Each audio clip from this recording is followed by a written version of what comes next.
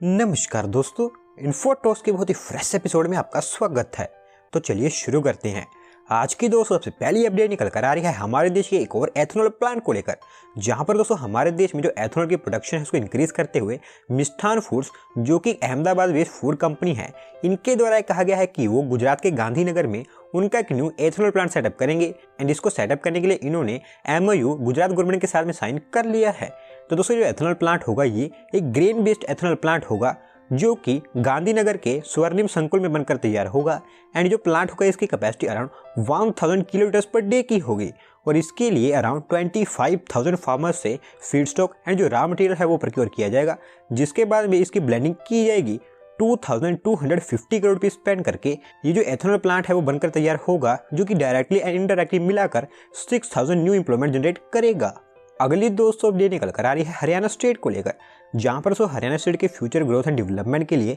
Survey of India, जो कि हमारी सेंट्रल गवर्नमेंट की एक एजेंसी है, इनके द्वारा डिसाइड किया गया है कि वो हरियाणा स्टेट की मैपिंग करेंगे, जिसके चलते इन्होंने drone technology company RF unmanned system को इसका कॉन्ट्रैक्ट सौंप दिया है। तो दोस्तों हरियाणा स्टेट की काफ़ी लार्ज स्केल पर जो मैपिंग है वो की जाएगी, जिसके अंतर्गत ये देखा जाएगा कि कैसे जो लैंड रिकॉर्ड्स हैं उनको रिवाइव किया जा सके। एंड साथ साथ में transportation, irrigation, water supply, power supply, इस तरह की थिंग्स के लिए जो क्रिटिकल इंफ्रास्ट्रक्चर है उसको भी डेवलप करने पर ध्यान दिया जाएगा। ओवरऑल 32,000 स्क्वायर किलोमीटर के एरिया में जो मैपिंग है वो की जाएगी और 15 करोड़ रुपीस इस पीरियड के लिए स्पेंड किए जाएंगे। और इसी जनवरी मंथ के अंदर अंदर इसका जो काम है वो स्टार्ट होता हुआ देखने को मिलेगा और 2023 तक ये कंप्लीट हो जाएगा। बढ़ते हैं दोस्तों अगली अपडेट की तरफ, जो निकल कर आ रही है इंडिया चाइना ट्रेड को लेकर, जहां पर दोस्तों हमारी ministry of commerce and industry के द्वारा एक्सपोर्ट को लेकर एक डेटा शेयर किया गया है। एंड उस डेटा के अकॉर्डिंग चाइना को 2021 में हमारे जो इंडियन एक्सपोर्ट्स हैं वो 22.9 बिलियन डॉलर्स करे गए हैं,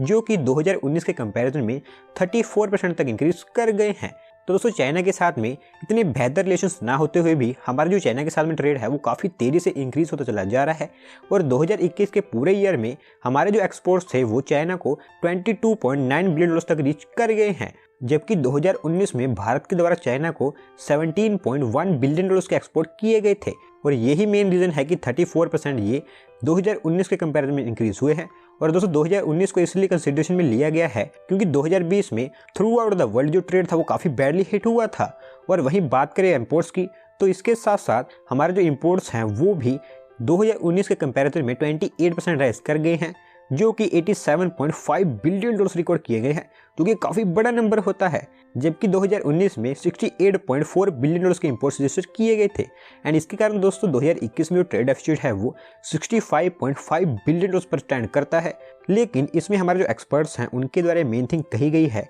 कि हमारे जो एक्सपोर्ट्स हैं वो चाइना को चाइनीज़ एक्सपोर्ट्स के मुकाबले काफ़ी तेज़ी से ज़्यादा इंक्रीज़ हो रहे हैं और उम्मीद ऐसी है कि आने वाले समय में भी ऐसे ही इंक्रीज होते रहेंगे। अगली दोस्तों अपडेट निकल कर आ रही है मुंबई मेट्रो को लेकर, जहां पर दोस्तों मुंबई मेट्रो की लाइन 2A एंड लाइन 7, जो कि दोनों के दोनों अंडर कंस्ट्रक्शन लाइन है, अब इनकी जो थोड़ी सी स्ट्रेच है उसको RDSO के द्वारा प्रोविजनल सर्टिफिकेट एंड साथ साथ में इसके कमर्शियल ऑपरेशन स्टार्ट करने के लिए प्री रिक्विजिट सौंप दिया गया है। तो दोस्तों मुंबई मेट्रो की लाइन 2A ये दहिसर वेस्ट से DN नगर के बीच में बन रही है, जबकि लाइन 7 दहिसर ईस्ट से अंधेरी ईस्ट के बीच में बन रही है। और ये दोनों की दोनों लाइंस हैं ये इंटरकनेक्टेड है। करंटली लाइन 7 में RS दहिसर ईस्ट एंड वही लाइन 2A में दहिसर वेस्ट से दहानू कारवाड़ी के बीच में जो लाइंस है वो बनकर तैयार हो चुकी हैं, जो कि पार्शली कंप्लीट हुई हैं। एंड यहाँ पर पिछले कुछ समय से जो MMRDA है या फिर MMRCL है उनके द्वारा टेस्टिंग की जा रही थी और अब ये जो टेस्टिंग है सक्सेसफुली भी कंप्लीट हुई है, जिस कारण RDSO ने इनको प्रोविजनल सर्टिफिकेट सौंप दिया है। एंड इसके चलते होगा ये कि यहाँ पर आपको जल्दी ही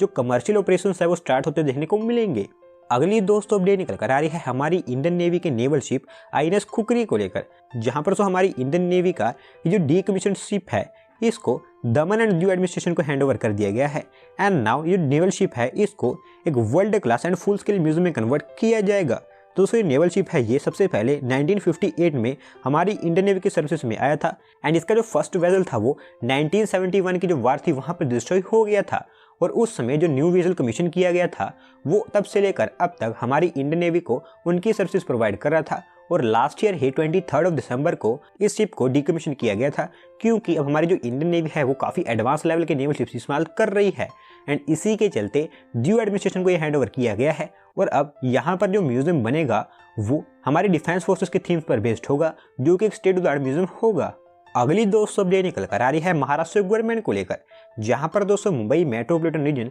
जहां पर हमारी इंडियन रेलवेज के जो रेल ऑपरेशंस हैं वो काफ़ी ज़्यादा कंजेस्टेड रहते हैं, इनको डीकंजेस्ट करने के लिए महाराष्ट्र गवर्नमेंट के द्वारा 2 न्यू रेल लाइन्स के लिए जो लैंड एक्विजिशन का काम है वो स्टार्ट कर दिया गया है, जो कि कल्याण जंक्शन से बदलापुर स्टेशन के बीच में बनकर तैयार होंगी। तो दोस्तों हमारी रेलवेज के अकॉर्डिंग पूरा एमएमआर रीजन काफ़ी ज़्यादा क्राउडेड है एंड यहाँ पर जो रेल्स हैं उनको ऑपरेट करना काफ़ी डिफिकल्ट टास्क है एंड इसी को इजी बनाने के लिए कल्याण जंक्शन से बदलापुर के बीच में ये 2 न्यू रेल लाइन्स बिछाई जाएंगी, जो कि इनके बीच में 3rd एंड 4th लाइन होगी, क्योंकि यहाँ पर ऑलरेडी 2 लाइन्स प्रेजेंट है और इन दोनों लाइन्स के लिए जो टोटल लैंड रिक्वायर्ड है वो 13.62 हेक्टेयर्स है, जिसमें से 10.45 हेक्टेयर्स प्राइवेट ओन्ड है और वही 3.16 हेक्टेयर गवर्नमेंट के अंडर में आती है। और अब इसका जो लैंड एक्विजिशन का काम है वो स्टार्ट करते हुए 6.26 हेक्टेयर्स ऑफ लैंड के लिए जो एक्विजिशन नोटिस है वो इशू कर दिया गया है। बढ़ते हैं दोस्तों अगली अपडेट की तरफ, जो निकल कर आ रही है Gujarat based steel work manufacture ArcelorMittal Nippon steel India limited को लेकर, जहां पर हमारे देश में इनका जो बिजनेस है उसको और भी एक्सपांड करते हुए इस कंपनी के द्वारा डिसाइड किया गया है कि वो गुजरात स्टेट में 1.66 लाख करोड़ की वोपिंग इन्वेस्टमेंट और करने वाले हैं एंड इसके लिए वो गुजरात स्टेट में टोटल 6 डिफरेंट प्रोजेक्ट्स पर काम करेंगे। दोस्तों जो आर्सेलरमित्तल है वो एक इंडियन कंपनी है और वही जो निप्पॉन स्टील है वो एक जापानीज कंपनी है और वहीं इंडिया में कुछ स्पेसिफिक प्रोजेक्ट्स पर काम करने के लिए इन्होंने एक जॉइंट वेंचर फॉर्म किया था, जिसका नाम मैंने आपको ऊपर बताया है एंड अब ये जो जॉइंट वेंचर है ये 6 डिफरेंट प्रोजेक्ट्स पर काम करेगा, जिसके अंतर्गत 4200 करोड़ रुपए की इन्वेस्टमेंट के साथ में हजीरा में एक कैप्टिव जेटी का एक्सपांशन एंड मॉडर्नाइजेशन किया जाएगा। 45,000 करोड़ रुपए की इन्वेस्टमेंट के साथ में इनका यहाँ पर जो स्टील मैन्युफैक्चरिंग प्लांट है उसकी कैपेसिटी को 8.6 मिलियन टन पर एनम से इंक्रीज करके 18 मिलियन टन पर एनम तक कर दिया जाएगा।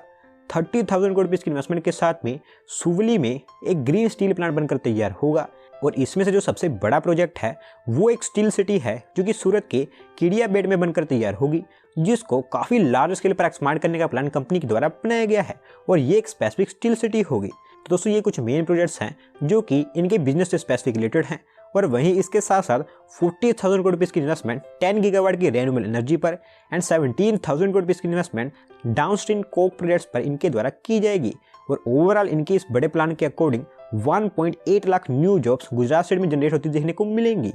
आज की दोस्तों लास्ट अपडेट निकल कर आ रही है केरला गवर्नमेंट को लेकर, जहां पर दोस्तों केरला स्टेट का टूरिज्म सेक्टर जो कि कोविड के कारण बार बार हिट हो रहा है, इसको रिवाइव करते हुए केरला गवर्नमेंट के द्वारा डिसाइड किया गया है कि वो उनकी स्टेट में कुछ मेजर टूरिस्ट डेस्टिनेशंस को रिवैम्प एंड रीडेवलप करेंगे, ताकि केरला स्टेट का जो टूरिज्म सेक्टर है वो रियली दोबारा से उठ सके। तो वैसे दोस्तों केरला गवर्नमेंट के द्वारा कई सारी प्लेसेस को रीडेवलप किया जाना है, लेकिन इसमें इनिशियली बेकल, थक्कड़ी, मुन्नार इस तरह के जो एरियाज हैं उनका नाम सामने निकल कर आ रहा है और कुछ एरियाज ऐसे होंगे जिनके लिए कॉम्प्रिहेंसिव डेवलपमेंट प्लान्स बनाए जाएंगे, जबकि कुछ एरियाज ऐसे होंगे जिनके लिए कुछ innovative and eco friendly additions किए जाएंगे। एज ऑफ नाउ ये जो सभी के सभी टूरिस्ट डेस्टिनेशंस हैं इनकी रिवैम्पिंग के लिए जो प्लानिंग का काम है वो स्टार्ट कर दिया गया है और जल्दी ही जो एक्चुअल वर्क है वो भी आपको स्टार्ट होता देखने को मिलेगा।